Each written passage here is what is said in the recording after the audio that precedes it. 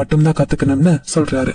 இத கேட்ட அவன் அது என்னவா இருக்கும்னு ஆர்வத்துல இருக்கான். ஆனா அந்த ஆல்கமிஸ்ட் வானத்துல தன்னோட ஃபால்கனோட வருகைய பாத்துக்கிட்டு இருந்தாரு.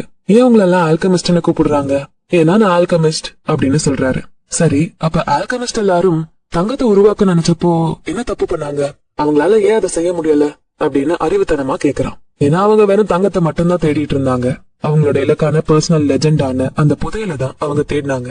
அந்த பர்சனல் லெஜெண்டுக்காக தான் வாழ்ந்தாகணுங்கிற உண்மைய அவங்க ஏத்துக்கல அப்படின்னு ஆல்கமிஸ்ட் சொல்றாரு. நான் இன்னும் எதை கத்துக்கணும்னு அவன் கேக்குறான். அவர் அப்பவும் ஃபால்கனை தான் தேடுறாரு. ஒரு வழியா ஃபால்கன் அவங்களோட இரைய கொண்டு வந்தது. ஒரு பெரிய குழி தோண்டி அதுல நெருப்பு மூட்டினாங்க. அவங்க இருக்கிறது யாரும் தெரியக்கூடாதுன்னு இப்படி பண்ணாங்க. நான் ஆல்கமிஸ்ட், ஏன்னா நான் ஒரு ஆல்கமிஸ்ட் அப்படின்னு சமைச்சுக்கிட்டே அவர் பேச ஆரம்பிக்கிறாரு. நான் என்னோட தாத்தா கிட்ட இருந்துதான் அறிவியல கத்துக்கிட்டேன். அவரு அவரோட அப்பாட்ட இருந்து கத்துக்கிட்டாரு. எப்படி இந்த உலகம் உருவாச்சுன்னு படிக்க ஆரம்பிச்சாங்க. அந்த காலத்துல த மாஸ்டர் ஒர்க் பத்தின செய்திய சாதாரணமா ஒரு மரகத பட்டையிலே எழுதிடலாம். ஆனா மக்கள் எளிமையான விஷயத்தெல்லாம் அந்த அளவு விரும்பாததுனால உபதேசங்கள், வழிவகைகள், வியாக்கியங்கள், ஆராய்ச்சிகள் இதெல்லாம் எழுத ஆரம்பிச்சிட்டாங்க. மத்தவங்களை விட தனக்கு தான் நிறைய தெரிஞ்சிருக்கணும்னு நினைச்சாங்க. இப்பவும் அந்த மரகத பட்டையும் இருக்குதா. அந்த மரகத பட்டயத்து மேல என்ன எழுதப்பட்டிருக்கோன்னு அவன் கேக்குறான். ஆல்கமிஸ்ட் மணல வரைகிறாரு. 5 நிமிஷத்தை தன்னோட டிராயிங்க முடிக்கிறாரு. அவரு வரைய அவன் அந்த வயசான அரசரை தான் நினைச்சு பாக்குறான். அன்னைக்கு பிளாசால அவரை சந்திச்சது அவனோட நினைவுக்கு வருது. ரொம்ப வருடங்களுக்கு முன்னாடி நடந்த மாதிரி இருக்கு. இதுதான் அந்த மரகத பட்டயத்துல எழுதப்பட்டிருந்துச்சுன்னு அந்த ஆல்கமிஸ்ட் சொல்றாரு. இது ஒரு கோட்.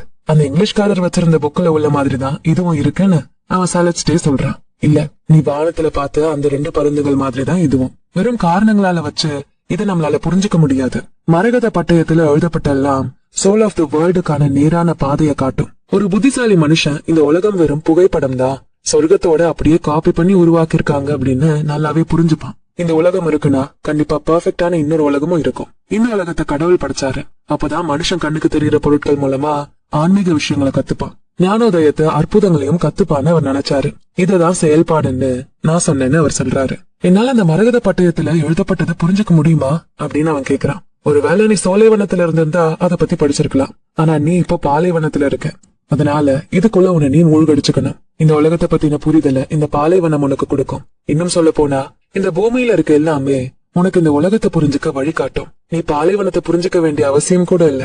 ஜஸ்ட் இந்த மணலை புரிஞ்சுக்கும். இத பாரு, இதுலயே இந்த உலகத்தை படைக்கப்பட்ட அற்புதமான விஷயங்களை உன்னால பார்க்க முடியும். ஆனா எப்படி நான் என்ன இந்த பாலைவனத்துக்குள்ள முழுசா மூழ்கடிச்சு அதை நல்லா புரிஞ்சுக்கிறது அப்படின்னு சாண்டியாகோ கேக்குறான். உன் மனசு என்ன சொல்லுதோ அது கேளு. அதுக்கு எல்லாமே தெரியும். ஏன்னா அது சொல்ற விஷயங்கள் எல்லாமே சோல் ஆஃப் த வேர்ல்டான இந்த உலகத்தோட ஆன்மா கிட்ட இருந்து வர தகவல்கள். ஒரு நாள் அதுவும் அது கிட்டேதான் திரும்ப போகும்னு சொல்றாரு அந்த ஆல்கமிஸ்ட். 2 நாட்களா அந்த பாலைவனத்தை 2 பேரும் ரொம்ப மெதுவா கடந்து போனாங்க. ஆல்கமிஸ்ட் ரொம்ப ரொம்ப கவனமா இருந்தாரு. ஏன்னா அவங்க போற அந்த பகுதியில தான் மிகப்பெரிய போர்கள் நடந்துகிட்டு இருக்கு. அவங்க முன்னோக்கி போக போக சாண்டியாகோ தான் மனசு என்ன சொல்லுதுன்னு கேட்டான். இதை செய்யறதுக்கு அந்த அளவு எளிமையான விஷயம் இல்ல. ஆரம்ப காலங்கள்ல அவனோட மனசு அவன் கிட்ட நிறைய கதைகளை சொல்ல தயாரா இருந்தது. ஆனா அது உண்மையா இல்லன்னு அவன் புரிஞ்சுக்கிட்டான். தன்னோட வருத்தங்களை மட்டுமே சொல்றதுக்காக அவனோட மனசு நிறைய நேரங்கள் எடுத்துச்சு. சில சமயம் அவன் ரொம்பவே உணர்ச்சி வசப்பட்டு தன்னோட கண்ணீரை மறைச்சு வைக்கிறான். புதையலை பத்தி பேசுறப்பெல்லாம் அவனோட இதயம் வேகமா துடிச்சுது. மெதுவா அவங்க பாலைவனத்தை கடந்தாங்க. ஆனா அவனோட இதயம் மட்டும் அமைதியாகவே இல்ல. சில சமயம் அவனும் அந்த ஆல்கமிஸ்டும் அமைதியாகிருவாங்க. ஆனா அவனோட மனசு மட்டும் அமைதியாகவே இல்ல. அன்னைக்கு ஒரு நாள் அவங்க கேம்ப் போடுறாங்க. ஏன் நம்ம மனசு சொல்றதை கேட்கணும் அப்படின்னு அவன் கேட்டான். ஏன்னா உன் மனசு எங்க இருக்கோ அங்கதான் நீ உன் புதையலை கண்டுபிடிப்ப அப்படின்னு அவர் சொல்றாரு. ஆனா என்னோட இதயம் இப்ப படபடப்புல இருக்கு. அதுக்கு கனவுகள் இருக்கு, உணர்ச்சி வசப்படுது. பாலைவனத்துல இருக்க அந்த பெண்ணை பத்தியே நினைக்குது. என்கிட்ட அது நிறைய கேள்விகளை கேக்குது. எனக்கு இரவெல்லாம் தூக்கம் வர்றதில்ல. நான் அவளை பத்தி நினைக்க என்னால கண்ணு கூட மூட முடியலன்னு அவன் சொல்றான். இது நல்லதுதான். ஏன்னா உன் மனசு இன்னும் உயிரோட இருக்கு. அது என்ன சொல்லுதோ அதை நல்லா கவனிச்சு கேளு அப்படின்னு அவர் சொல்றாரு. அடுத்த 3 நாளைக்கு அவங்க போராளிகளை கடந்து போறாங்க. அவனோட மனசு பயத்தால சூழப்பட்டுச்சு. புதையலை தேடி போய் தோத்து போனவங்களோட கதைகள் அவனோட மனசு சொல்லுச்சு. ஒருவேளை என்னால புதையலை கண்டுபிடிக்க முடியாதோ, நான் இந்த பாலைவனத்திலே செத்துருவனோ அப்படின்னு சில நேரம் சாண்டியாகோ சிந்திச்சுப்பான். சில நேரங்கள்ல அவன் தன்னோட காதலை அடைஞ்சதை நினைச்சும் தான் பணக்காரனா இருக்கிறத நினைச்சும் சந்தோஷப்பட்டான். என்னோட மனசுதான் உண்மையான துரோகி. அது என்ன முன்னோக்கி போக விட மாட்டேங்குதுன்னு அவன் சொல்றான். இது உண்மைதான். நீ உன் கனவை நோக்கி போறப்போ நீ ஏற்கனவே ஜெயிச்ச எல்லாத்தையும் இழக்க வாய்ப்பு இருக்குன்னு உன் மனசு பயப்படுறது இயற்கையான ஒரு விஷயம்தான் இப்படின்னு ஆல்கமிஸ்ட் சொன்னதை கேட்டாவன். அப்ப ஏன்னா என்னோட மனசு சொல்றது கேட்கணும் அப்படின்னு கேள்வி கேட்கிறான். ஏன்னா இனி உன்னால அதை அமைதிப்படுத்த முடியாது. அது சொல்றதை கேட்காத மாதிரி நீ இருந்தாலுமே அது உனக்குள்ளதான் இருக்கு. நீ உன் வாழ்க்கைய பத்தியும் இந்த உலகத்தை பத்தியும் என்ன நினைக்கிறேன்னு அது உனக்கு சொல்லிக்கிட்டே தான் இருக்கும். இப்படி ஆல்கமிஸ்ட் சொல்றத கேட்டாவ, அப்ப அது சொல்றது மோசமா இருந்தாலும் துரோகமா இருந்தாலும் நான் கேட்கணுமா அப்படின்னு கேக்குறான். துரோகம்ங்கிறது எதிர்பாராம தான் வரும். உன்னோட மனசு உனக்கு நல்லா தெரிஞ்சிருந்தா அதால உனக்கு துரோகம் பண்ணவே முடியாது. ஏன்னா உன் மனசோட கனவுகளும் ஆசைகளும் உனக்கு நல்லாவே தெரியும். இது மூலமா நீ துரோக எண்ணங்கள் எல்லாம் வந்தா அதுக்காக பயப்படாம இருக்கலாம். அவங்க பாலைவனத்தை கடக்க கடக்க சாண்டியாகோ தான் மனசு சொல்றத நல்லாவே கேட்க ஆரம்பிக்கிறான். என்ன ட்ரிக்ஸ் எல்லாம் இருக்கோ அதெல்லாம் புரிஞ்சு அப்படியே ஏத்துக்கவும் செய்யறான். அவன் பயம் காணாம போகுது. திரும்ப சோலைக்கு போகணும் அப்படிங்கறத மறக்கிறான். ஏன்னா ஒரு நாள் மதியம் அவனோட மனசு நான் சந்தோஷமா இருக்கேன்னு அவன் கிட்ட சொல்லுச்சு. சில சமயம் நான் கம்ப்ளைண்ட் பண்ணுவேன். ஏன்னா நான் மனுஷனோட மனசுனா அப்படிதான் பேசும். மக்களுக்கு தங்களோட கனவுகளை அடைய இப்பெல்லாம் ரொம்ப பயம். ஏன்னா அதுக்கு நாங்க தகுதி இல்லாதவங்கன்னு அவங்க நினைக்கிறாங்க. அதனாலயே அவங்களால அதை அடையவும் முடியல.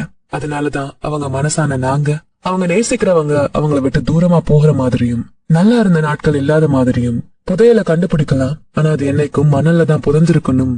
நாங்க பயம் தரக்கூடிய எண்ணங்களை கொடுக்கறோம். ஏன்னா இதெல்லாம் நடக்கிறப்போ எங்களுக்கு ரொம்ப கஷ்டமா இருக்கும்னு அந்த மனசு அவங்கிட்ட பேசுது. எங்க அதுங்க வருத்தப்படுமோ கஷ்டப்படுமோன்னு என்னோட மனசு ரொம்பவே பயப்படுதுன்னு அவன் ஆல்கமிஸ்ட் கிட்ட சொல்றான். உண்மையா வருத்தப்படுறதை விட எங்க நம்ம வருத்தப்படுவோமோ நினைக்கிறது தான் ரொம்ப கஷ்டத்தை கொடுக்கும். கனவுகளை தேடி போற அந்த மனசு எப்பவும் கஷ்டப்படாது. ஏன்னா அதை தேடுற அந்த ஒவ்வொரு நொடியும் அது கடவுள் அடையும் அப்படின்னு உன் மனசு கிட்ட சொல்லுன்னு அவர் சொல்றாரு. தேடுதலோட ஒவ்வொரு செகண்டும் கடவுள் அடைய வைக்கும்னு இன்னும் நிறைய விஷயங்களை அவன் தன்னோட மனசுக்கு சொல்றான். அன்னைக்கு மதியம் முழுக்க அவனோட மனசு ரொம்பவே அமைதியா இருக்கு. அவன் இரவு முழுக்க நல்லா தூங்கி காலையில எழுந்துக்கிறான். அவன் மனசு அற்புதமான விஷயங்களை சொல்லுச்சு. யாரெல்லாம் சந்தோஷமா இருக்காங்களோ அவங்களுக்குள்ள கடவுள் இருக்காரு. அந்த சந்தோஷத்தை பாலைவன மணல்ல கூட கண்டுபிடிக்க முடியும்னு ஆல்கமிஸ்ட் சொன்னதையும் அவனோட மனசு சொல்லுது. அவன் மனசு நிறைய பாசிட்டிவான விஷயங்களை பேசுது. ஏன் மக்களோட மனசு நீ உன்னோட கனவுகளை ஃபாலோ பண்ணுன்னு சொல்ல மாட்டேங்குதுன்னு அவன் ஆல்கமிஸ்ட் கிட்ட கேக்குறான். ஏன்னா அதுதான் மனச ரொம்ப கஷ்டப்படுத்தும். பிளஸ் மனசுங்க கஷ்டப்படலாம் விரும்பாதுன்னு அவரு சொல்றாரு. அன்னையில இருந்து அவன் தன்னோட மனசை புரிஞ்சுக்க ஆரம்பிச்சான். நீ என் கூட பேசுறத என்னைக்குமே நிறுத்திடாதன்னு அது கிட்ட கேட்டான். என்னைக்காவது ஒரு நாள் நான் என் கனவை விட்டு விலகி போனா நீ எனக்கு அலாரம் மாதிரி கொடுக்கணும். நான் சத்தியமா சொல்றேன், எப்பெல்லாம் நான் அந்த அலாரம கேக்குறேனோ அப்பெல்லாம் அந்த மெசேஜ புரிஞ்சுப்பேன் அப்படின்னு அவன் சொல்றான். இதெல்லாத்த பத்தியும் அன்னைக்கு இரவு ஆல்கமிஸ்ட் கிட்ட சாண்டியாகோ சொல்றான். இப்ப நான் என்ன செய்யணும்னு அவன் கேக்குறான். பிரமிடோட திசையை நோக்கி பயணி.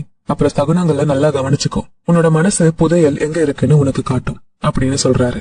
இது மட்டும் தான் நான் தெரிஞ்சுக்க வேண்டிய விஷயமான்னு அவன் கேக்குறான். இல்ல, நீ இன்னும் நிறைய தெரிஞ்சுக்கணும். நம்ம பயணிக்கிற இந்த பாதை முழுக்க சோல் ஆஃப் த வேர்ல்ட் நம்மள சோதிச்சுக்கிட்டே இருக்கும். அது உனக்கு இந்த பயணத்துலதான் புரியும். பல சோதனைகளை கொடுக்கும். நம்ம கஷ்டப்படுறதுக்காக இல்ல, நம்ம முன்னேறி போறதுக்காக.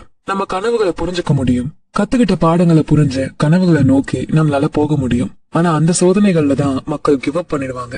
இத நாங்க பாலைவன மொழியில எப்படி சொல்வோம்னா, எப்ப அவங்க கண்ணுக்கு ஈச்ச மரங்கள் தெரியுதோ அப்பவே அவங்க தாகத்தால இறந்து போயிடுவாங்கன்னு.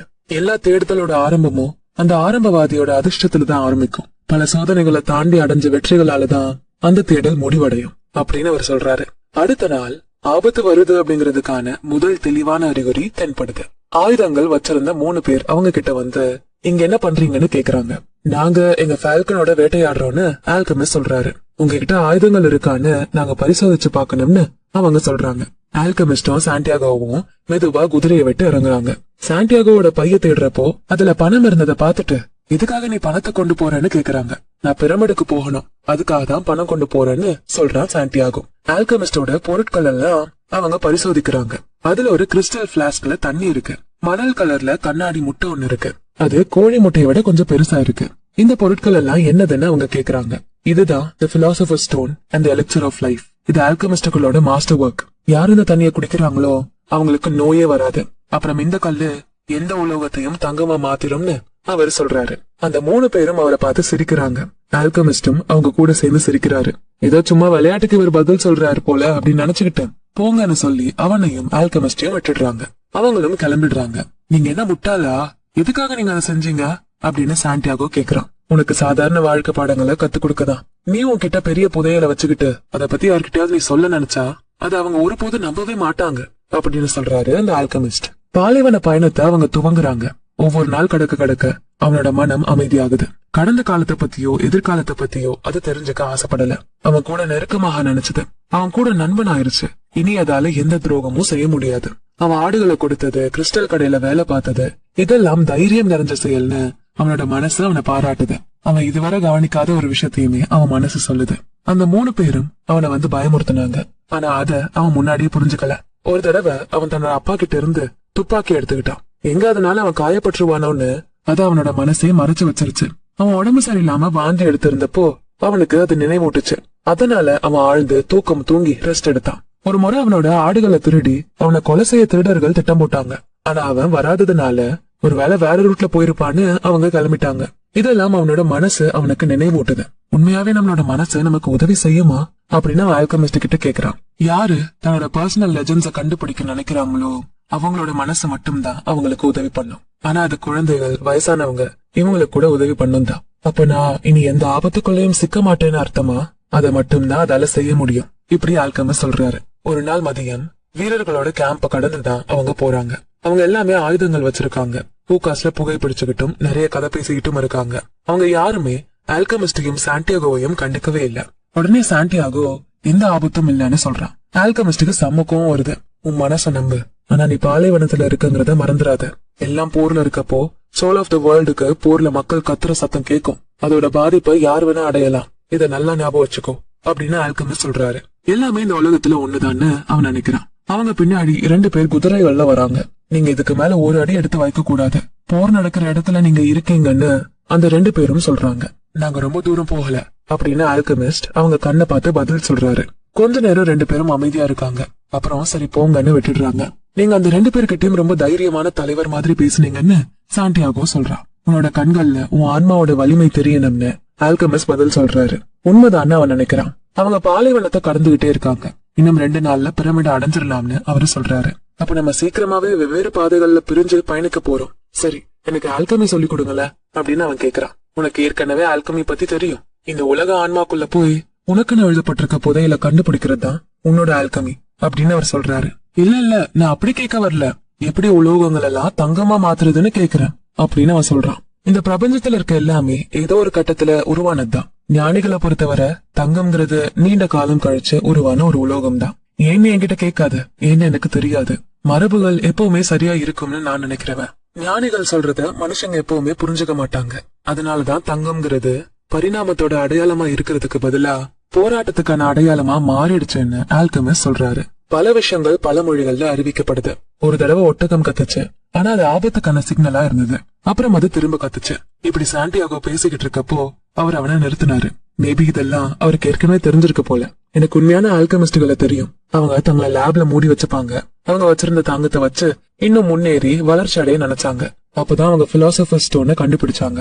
ஏன்னா அவங்க ஒரு விஷயத்த புரிஞ்சுக்கிட்டாங்க. இப்ப ஏதோ ஒண்ணு ஒரு பக்கம் உருவாகுதுன்னா அதை சுத்தியும் ஏதோ ஒண்ணு உருவாகும். சிலர் யதார்த்தமா அந்த கல்லை கண்டுபிடிச்சாங்க. அவங்க கிட்ட ஏற்கனவே ஒரு பரிசு வந்துருச்சு.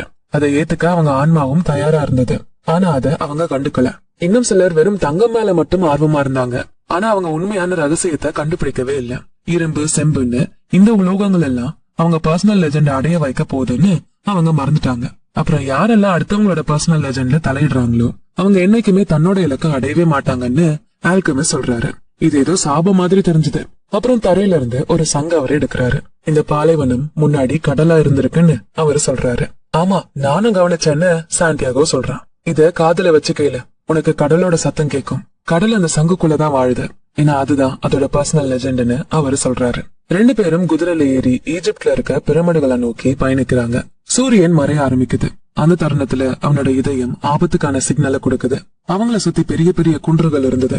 ஆல்கமிஸ்டுக்கு ஏதாவது புரியுதான்னு அவன் அவரை பாக்குறான். ஆனா அவரு எந்த ஆபத்தையும் உணர்ற மாதிரி தெரியல.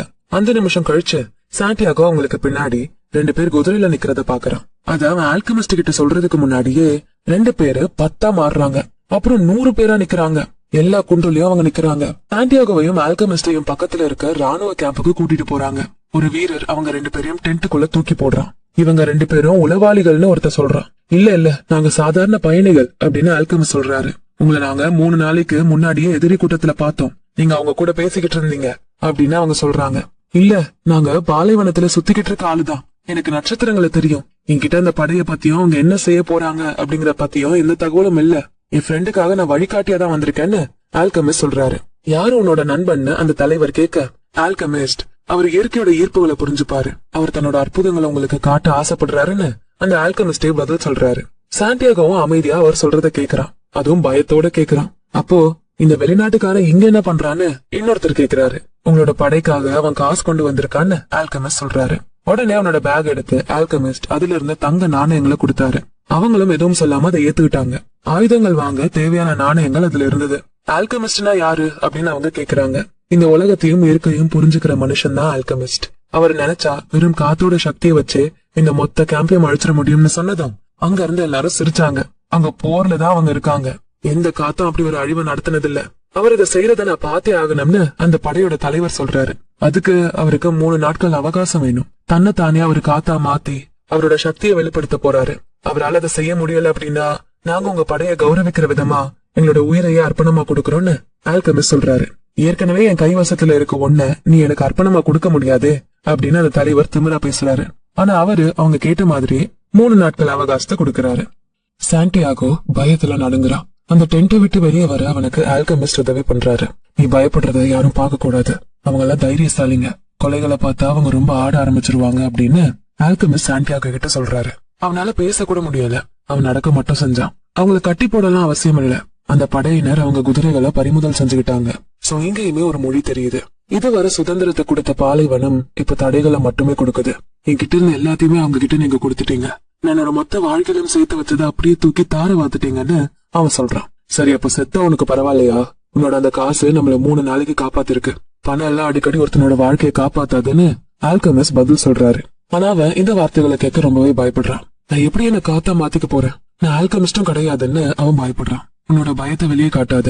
நீ அதை செஞ்சா உன் மனசோட உன்னால பேச முடியாதுன்னு ஆல்கெமிஸ்ட் சொல்ல, எப்படி நான் என்னையே காத்தா மாத்திப்பேன்? எனக்கு தெரியாதுன்னு அவன் சொல்றான். பர்சனல் லெஜெண்டுக்காக வாழக்கூடிய ஒருத்தனுக்கு அவனுக்கு என்ன தெரியணுமோ அது எல்லாமே தெரியும். தோத்துருவோங்கிற அந்த பயம் மட்டும்தான் ஒருத்தனோட கனவை அடைய முடியாத விஷயமா மாத்தும்னு சொல்றாரு. நான் தோக்குறத நினைச்சு பயப்படல.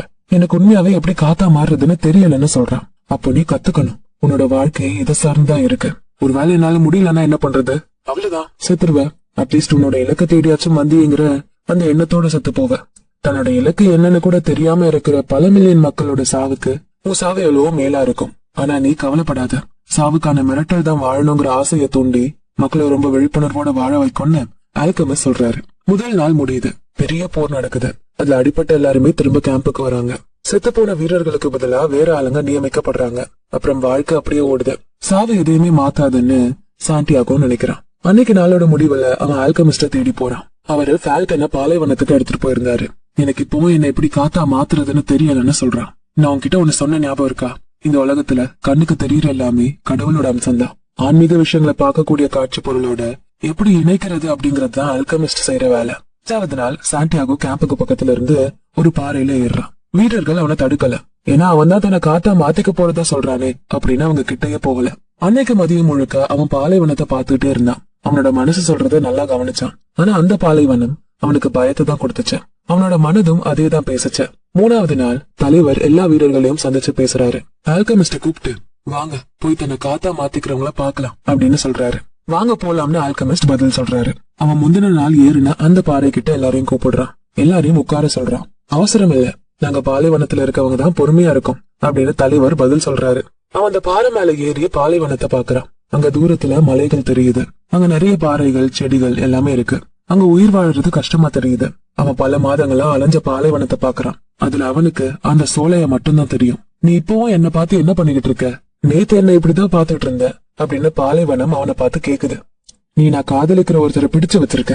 நான் உன்னோட மணலை பாக்குறப்போ அவளை பாக்குற மாதிரி இருக்கும். நான் அவகிட்ட திரும்பி போகணும். எனக்கு உன்னோட உதவி வேணும். என்ன காத்தா மாத்து அப்படின்னு அவன் சொல்றான். காதல்னா என்னன்னு பாலைவனம் அவன் கிட்ட திரும்ப கேக்குது.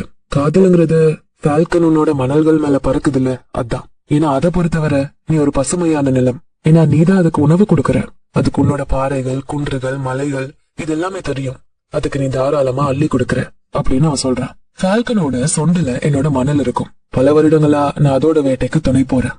அப்ப இதுதான் காதலா அப்படின்னு கேக்குது.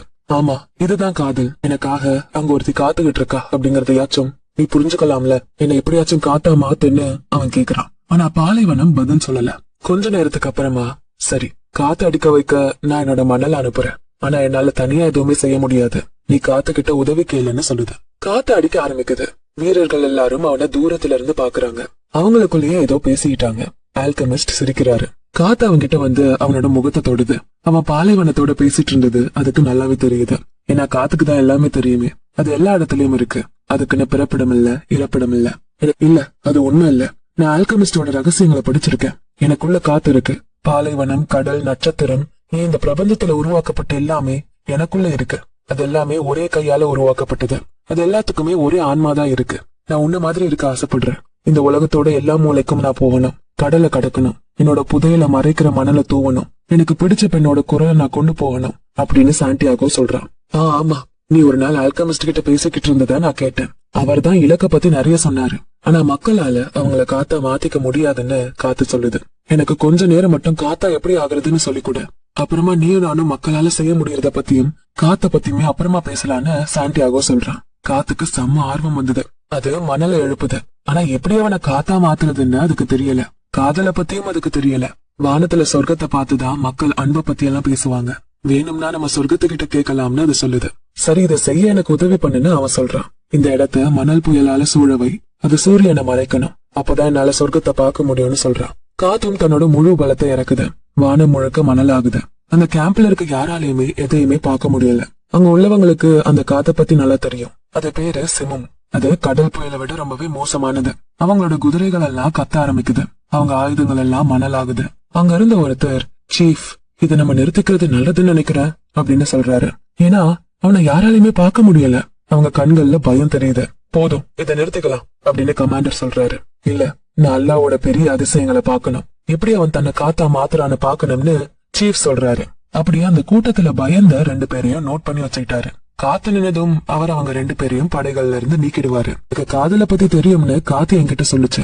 ஒருவேளை தெரிஞ்சிருந்தா உங்களுக்கு உலகத்தோட ஆன்மாவையும் தெரிஞ்சிருக்கும். அதுவும் காதலால உருவாக்கப்பட்டதுதான் அப்படின்னு சாண்டியாகோ சொல்றான். அங்க இருந்துதான் நான் வரேன். அதை என்னால பார்க்க முடியுதுன்னு சூரியனும் பாசிட்டிவா பேசுது. என்ன காத்தா மாத்துன்னு சூரியன் கிட்ட உதவி கேக்குறான். நான் தான் இருக்கிறதுலயே புத்திசாலியான படைப்பு. ஆனா எனக்கு உன்னை எப்படி காத்தா மாத்துறதுன்னு தெரியலன்னு அதுவும் சொல்லுது. அப்ப நான் யார்கிட்டதான் கேக்குறது? இரு, எல்லாத்தையும் எழுதுன அந்த கைக்கிட்டே நீ பேசு அப்படின்னு சூரியன் சொல்லுது. காத்தும் ரொம்ப ஜாலியாகி நல்லா வீசுது. அந்த காத்தோட வேகத்துல டென்ட் எல்லாம் பறந்துருச்சு. அவன் அந்த கையை அடையிறான். இந்த பிரபஞ்சமே அமைதியாகிறது உணர்றான். எதுவும் பேச வேண்டாம்னு நினைக்கிறான். அவன் மனசுக்குள்ள இருந்து காதல் பொங்குது. அவன் பிரார்த்தனை செய்ய ஆரம்பிக்கிறான். இந்த பிரார்த்தனைய அவன் இதுவரை செஞ்சதே இல்ல. வார்த்தைகள் இல்லாத பிரார்த்தனை அது. அந்த அமைதியில காத்து, சூரியன், பாலைவனம் எல்லாமே எல்லாத்தையும் இழந்து அந்த கையை பிடிக்க முயற்சி செய்து எல்லா இடங்கள்லயும் சகுனங்களை பார்த்தான். அந்த கைகள் கிட்டதான் எல்லாத்துக்குமான காரணமும் ஒளிஞ்சிருக்கு. இத்தனை தலைமுறைகளுக்கு அப்புறமா ஒரு பையன் தன்னை காத்தா மாத்தினத அரபிகள் பாக்குறாங்க. அந்த காத்து வீசினதும் அந்த பையன் இருந்த இடத்த பாக்குறாங்க. ஆனா அவன் அங்க இல்ல. அவனை பார்த்து எல்லாரும் பயப்படுறாங்க. ஆனா 2 பேர் மட்டும் சிரிக்கிறாங்க. ஒன்னு ஆல்கமிஸ்ட், அவர் சரியான சீடனை பாத்துட்டாரு. இன்னொருத்தர் அந்த சீஃப்.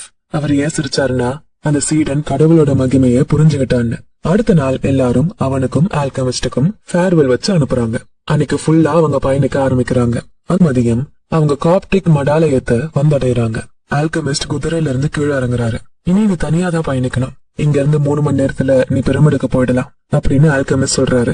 ரொம்ப நன்றி, நீங்க எனக்கு உலகத்தோட மொழியை கத்து கொடுத்துட்டீங்கன்னு சாண்டியாகோ சொல்றான். உனக்கு தெரிஞ்சதை நான் தூண்டி விட்டேன், அவ்வளவுதான் அப்படின்னு சொல்லிட்டு மடாலயத்தோட கேட்ட அவரை மூடுறாரு. ஒரு துறவி வாசலுக்கு வந்தாரு. 2 பேரும் அவரோட மொழியில பேசிக்கிறாங்க. உள்ளவான்னு சாண்டியாகோவை அவர் கூப்பிடுறாரு. கொஞ்ச நேரம் சமையல் அறைய பயன்படுத்திக்குவான்னு நான் அவர்கிட்ட கேட்டேன்னு சிரிச்சுக்கிட்டே ஆல்கமிஸ்ட் சொல்றாரு. பின்னாடி இருந்த கிச்சனுக்கு போறாங்க. ஆல்கமிஸ்ட் நெருப்பு மூடுறாரு. துறவி கொஞ்சம் ஈயத்தை கொண்டு வந்தாரு. அது ஆல்கமிஸ்ட் ஒரு இரும்பு பேன் மேல வைக்கிறாரு. அந்த ஈயம் தண்ணி மாதிரி ஆனதும் தன்னோட பையில இருந்த அந்த மஞ்சள் முட்டைய ஆல்கமிஸ்ட் எடுக்கிறாரு. அதுல இருந்து முடி அளவுக்கு மெல்லிசா ஒரு பகுதியை கீறி எடுத்து அதை மெழுகுல கவர் பண்ணி ஈயம் உருகி இருந்த அந்த பேன்ல போடுறாரு. அது ரத்தம் நிறத்துல ரெட்டா இருக்கு. அந்த பேனை நெருப்புல இருந்து எடுத்து கூலாக விடுறாரு.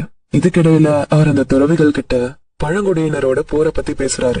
அவங்க ரொம்ப நாட்கள் போர் புரிவாங்க போலன்னு அவர் துறவிகள் கிட்ட சொல்றாரு. அந்த துறவி கடுப்பாகிறாரு. இதனால கேரவான்கள் கீசாலேயே நின்னுடும். போர் முடிகிற வரை காத்திருக்கணும். ஆனா கண்டிப்பா ஒரு நாள் அந்த போரை கடவுள் முடிச்சு வைப்பாருன்னு துறவி சொல்றாரு. கண்டிப்பா அப்படின்னு ஆல்கமிஸ்ட் சொல்லிட்டு அவர் அந்த பேன் பக்கம் திரும்புறாரு. அந்த துறவியும் சாண்டியாகவும் அந்த பேனை பார்த்து செம்மையா ஷாக் ஆகுறாங்க. அந்த ஈயம் காஞ்சு போய் அந்த பேனோட வடிவத்துக்கே வந்துருச்சு. ஆனா அது ஈயமா இல்ல, இப்ப தங்கமா மாறிடுச்சு.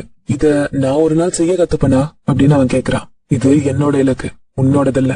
ஆனா இதை செய்ய முடியும்னு நான் உனக்கு காட்ட ஆசைப்பட்டேன், அவ்வளவுதான் அப்படின்னு சொல்லிட்டு 2 பேரும் மடாலயத்தோட கேட்டுக்கு வராங்க. அந்த தங்க கட்டிய 4 பங்கா பிரிச்சு ஒரு பகுதியை துறவி கொடுத்துட்டு இந்த பாத யாத்திரைகளுக்காக நீங்க அள்ளி கொடுக்கறீங்கல்ல, அதுக்காக தரேன் அப்படின்னு சொல்றாரு. ஆனா இது என்னோட தாராளத்துக்கும் மேல எனக்கு கிடைச்ச பேமெண்டா இருக்கேன்னு அவர் சொல்றாரு. இனிமே இதை நீங்க சொல்லாதீங்க, ஒருவேளை வாழ்க்கை இதை கவனிச்சுக்கிட்டு இருக்கோம், அப்புறம் இனி அது உங்களுக்கு கம்மியா கொடுத்துரும் அப்படின்னு சொல்றாரு. அப்புறம் சாண்டியாகோ பக்கம் திரும்பி, இது உனக்காக, அந்த படையினர்கிட்ட கொடுத்த காசுக்காக இது நான் உனக்கு தரேன் அப்படின்னு சொல்றாரு. அவங்க கிட்ட கொடுத்ததை விட இது நிறையவே இருக்கு அப்படின்னு அவன் சொல்றான். இது எனக்கு, ஏன்னா நான் திரும்ப பாலைவனத்துக்கு போகணும், அங்க வேற போர் நடக்குதுன்னு ஒரு பகுதி அவர் வச்சுக்கிறாரு. 4வது பகுதி எடுத்து அதை துறவிக்கிட்டே திரும்ப கொடுத்து, இது இவனுக்காக, ஒருவேளை இவனுக்கு இது எப்பயாவது தேவைப்பட்டா கொடுங்க அப்படின்னு சொல்றாரு. ஆனா நான் தான் புதையலை தேடி போறேனே, அதுகிட்ட நான் நெருங்கிட்டேனே அப்படின்னு அவன் சொல்றான். கண்டிப்பா நீ அதை கண்டுபிடிப்பன்னு எனக்கு நல்லா தெரியும் அப்படின்னு ஆல்கமிஸ்ட் சொல்றாரு. அப்போ எதுக்காக இது? ஏன்னா நீ ஏற்கனவே 2 முறை உன்னோட சேமிப்புகளை இழந்துட்ட. ஒண்ணு அந்த திருடன் கிட்ட, இன்னொன்னு படை தளபதி கிட்ட. நான் பழங்காலத்து அரேபியன், எனக்கு பழமொழிகள் மேல நிறைய நம்பிக்கை இருக்கு. ஒரு தடவை நடந்த விஷயம் திரும்ப நடக்காது, ஆனா 2 முறை நடந்த விஷயம் கண்டிப்பா 3வது முறையும் நடக்கும் அப்படின்னு சொல்லிட்டு 2 பேரும் குதிரையில ஏறுறாங்க. நான் கனவுகளை பத்தி உனக்கு ஒரு கதை சொல்லணும் அப்படின்னு ஆல்கமிஸ்ட் சொல்றாரு. பழங்காலத்து ரோம்ல டிபேரியஸ் ஆட்சி செஞ்சுக்கிட்டு இருந்த டைம்ல ஒரு நல்ல மனுஷன் இருந்தாரு. அவருக்கு 2 பசங்க. ஒருத்தர் ராணுவத்துல இருந்தா, அவன் தூரத்துல இருக்க பல ராஜ்யங்களுக்கு அனுப்பப்படுவான். இன்னொருத்தன் கவிஞன், அவன் ரோம்ல இருக்க எல்லாத்த பத்தியுமே அழகான வரிகள்ல எழுதுவான். ஒரு நாள் இரவு அப்பாக்கு ஒரு கனவு வருது. ஒரு தேவதை அவர்கிட்ட வந்து, உன்னோட ஒரு பையன் சொல்லக்கூடிய வார்த்தைகளை இனி வரப்போற தலைமுறைகள் கத்துப்பாங்க அப்படின்னு சொல்லுது. இந்த கனவுல இருந்து எழுந்ததும் அவனுக்கு கண்ணீர் மழையா பொங்குது. அந்த கனவுக்காக அவரு நன்றி சொல்றாரு. ஏன்னா வாழ்க்கை அவருக்கு அள்ளி கொடுக்குது. எந்த தகப்பனும் பெருமை கொள்ற மாதிரி கனவுது. இது நடந்து கொஞ்ச நாள்லயே வண்டியோட சக்கரத்துல சிக்கி சாக பார்த்த ஒரு குழந்தைய காப்பாத்த போனப்போ அந்த அப்பா இறந்துடுறாரு.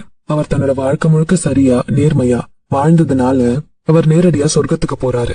அவர் கனவுல வந்த அந்த தேவதைய சந்திக்கிறாரு. நீ எப்பவுமே நல்லவனாதான் இருந்திருக்க, நீ உன்னோட வாழ்க்கைய ஆசைப்பட்டபடி வாழ்ந்து இப்ப மரியாதையோடையும் மரணிச்சிருக்க. இப்ப நீ உன்னோட ஆசைய கேளு, நான் நிறைவேற்றுறேன் அப்படின்னு அந்த தேவதை சொல்றாங்க. வாழ்க்கை எனக்கு நல்லாதான் இருந்தது. நீங்க என் கனவுல வந்ததும் நான் போட்ட எல்லா உழைப்புக்கும் எனக்கு பலன் கிடைக்க போகுதுன்னு நினைச்சேன். என் பையன் எழுதின கவிதைகளை இனி வரக்கூடிய தலைமுறைகள் எல்லாம் படிப்பாங்கன்னு நினைச்சேன். எனக்காக எதுவும் வேண்டாம், ஆனா இத்தனை நாள் வளர்த்து படிக்க வச்ச தன்னோட புள்ள வெற்றி அடையணும்னு தானே எந்த தகப்பனா இருந்தாலும் ஆசைப்படுவாங்க. அது நடந்தாலும் பெருமைப்படுவாங்க. இனி வர எதிர்காலத்துல ஏதாவது ஒரு தருணத்துல நான் என் பையனோட வார்த்தைகளை பார்க்க ஆசைப்படுறேன் அப்படின்னு அவர் சொல்றாரு. தேவதையும் அவரோட தோலை தொட்டு எதிர்காலத்துக்கு போறாங்க. அங்க ஆயிரக்கணக்கான மக்கள் வித்தியாசமான மொழிய பேசுறாங்க. அவருக்கு ஆனந்த கண்ணீர் வருது. எனக்கு தெரியும், என் பையன் எழுதுற கவிதைகள் எல்லாம் என்னைக்கும் அழியாது. என் பையனோட எந்த கவிதையை இவங்க எல்லாம் திரும்ப திரும்ப சொல்றாங்கன்னு எனக்கு சொல்ல முடியுமா அப்படின்னு கேக்குறாரு. தேவதை அவர்கிட்ட நெருங்கி உட்காந்து, கவிஞனா இருந்த உங்க பையனோட கவிதைகள் ரோம்ல தான் ரொம்ப பிரபலமா இருந்தது. எல்லாரும் அதை ரசிச்சாங்க, என்ஜாய் பண்ணாங்க. ஆனா டிபேரியஸோட காலம் முடிஞ்சதுக்கு அப்புறம் அந்த கவிதைகள் எல்லாரும் மறந்துட்டாங்க. இப்ப நீங்க கேட்டுக்கிட்டு இருக்க வார்த்தைகள் ராணுவத்துல வேலை பார்த்த உங்க பையனோடது. இத சொன்னதை கேட்ட அவரு ஆச்சரியத்தோட தேவதைய பாக்குறாரு. உங்க பையன் தூரமா ஒரு இடத்துக்கு சேவை செய்ய போனா. அவன் ரொம்பவே நல்லவனா இருந்தான். ஒரு நாள் மதியம் அவனோட ஒரு வேலைக்காரர் ஒருத்தர் நோய்வாய்ப்பட்டிருந்தாரு. சாகக்கூடிய நிலைமையில இருந்தாரு. நோய்களை குணமாக்குற ரபின்னு ஒருத்தரை பத்தி அவருக்கு நல்லா தெரிஞ்சிருந்தது. அவர் பல நாட்களா பயணம் செஞ்சு அந்த ரப்பியை தேடினாரு. அப்பதான் அவர் தேடிக்கிட்டு இருக்க அந்த ஒருத்தர் கடவுளோட பையன்னு தெரிய வருது. அவர் குணப்படுத்தின நிறைய பேரை உங்க பையன் சந்திச்சாரு. அவங்க எல்லாருமே அந்த ரபியோட பாடங்களை உங்க பையனுக்கு சொல்லி கொடுத்தாங்க.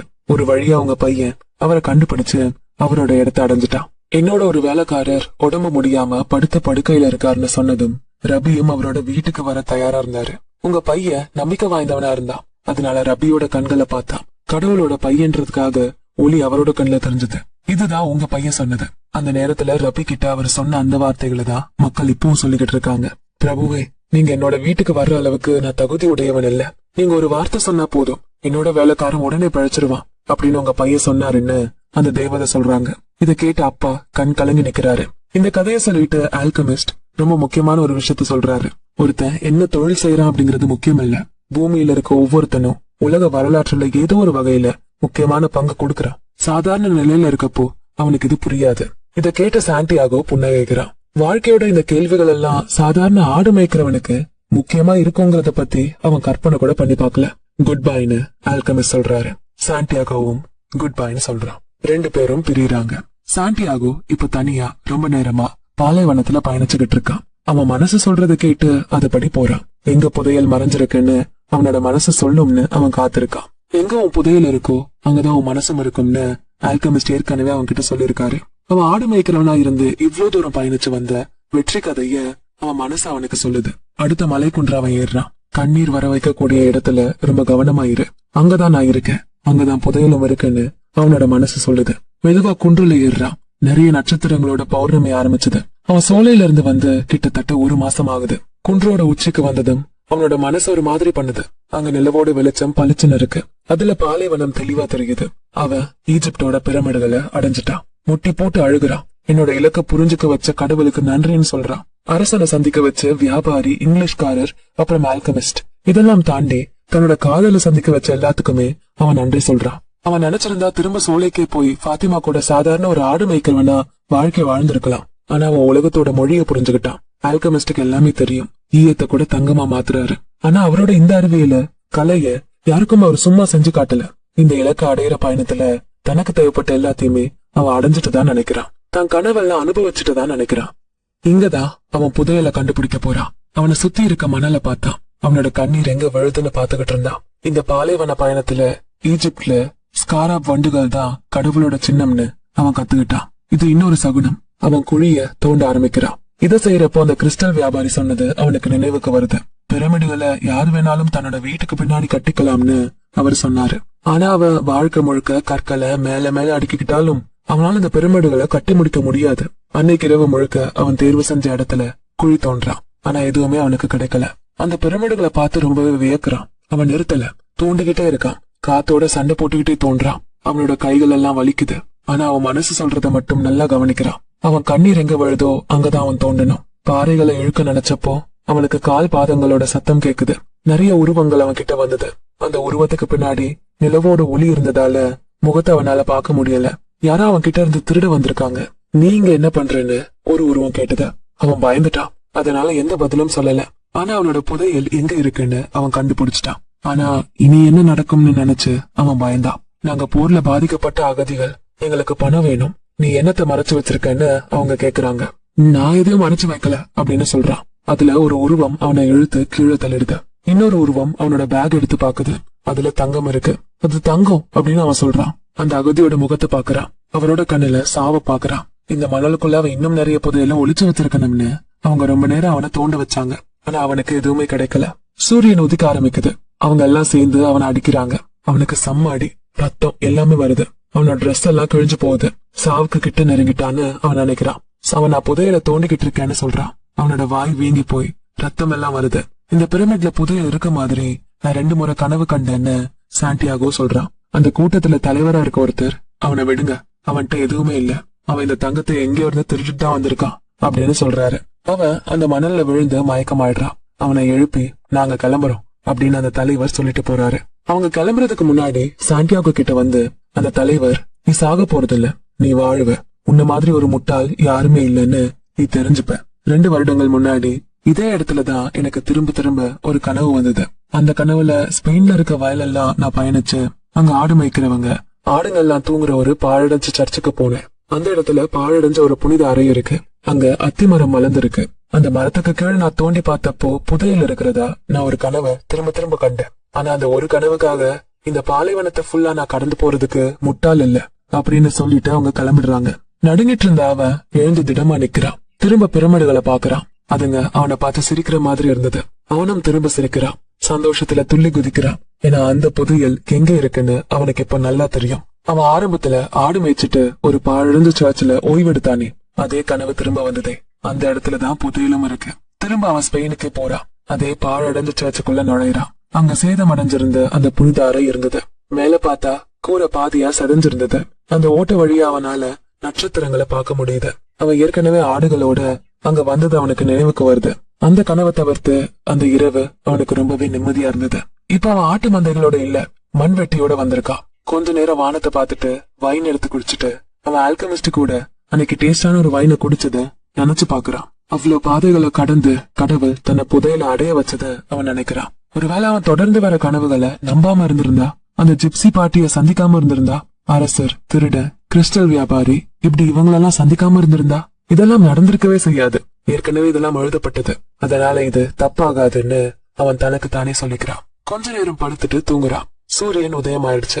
அவன் தோண்ட ஆரம்பிக்கிறான். 1/2 மணி நேரம் தோண்டினதுல அவன் மண்வெட்டியில ஏதோ கெட்டியா ஒண்ணு தட்டுப்படுது.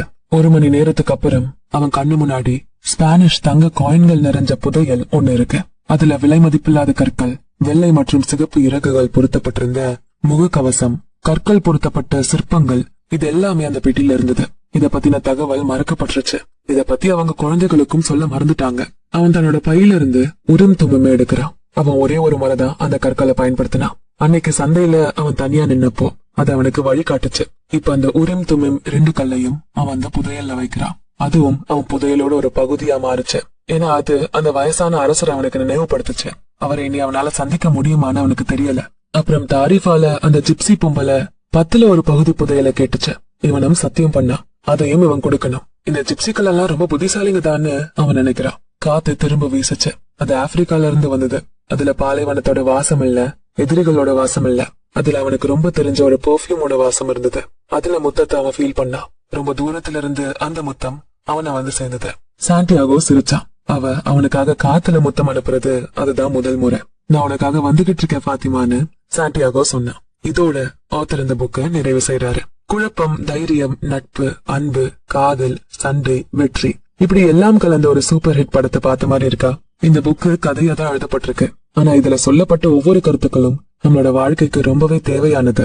நம்ம இலக்கு என்னன்னு நம்ம கண்டுபிடிக்கணும். நம்ம பர்சனல் லெஜெண்ட தெரிஞ்சுக்கிட்டாதான் வாழ்க்கையில முழுமை கிடைக்கும். நமக்கும் இந்த உலகத்தோட அந்த ஒரு மொழி நல்லாவே தெரியும். நம்ம கொஞ்சம் கவனம் செலுத்தினா போதும், நம்மளால எல்லாத்தோட மொழிகளையும் நல்லாவே புரிஞ்சுக்க முடியும். மனிதன் தன்னை முழுசா நம்பணும். அவனோட கனவை நோக்கி பயணிச்சா, அவன் அடையணும்னு ஆசைப்பட்டுட்டா, இந்த பிரபஞ்சம் மொத்தமும் அதை அடைய அவனுக்கு உதவி செய்யும். நான் இந்த புக்கை படிக்கிறப்போ மைண்ட்ல கற்பனை செஞ்சுக்கிட்டே இருந்தேன். ஒரு நல்ல படத்தை பார்த்த ஃபீல் இருந்தது.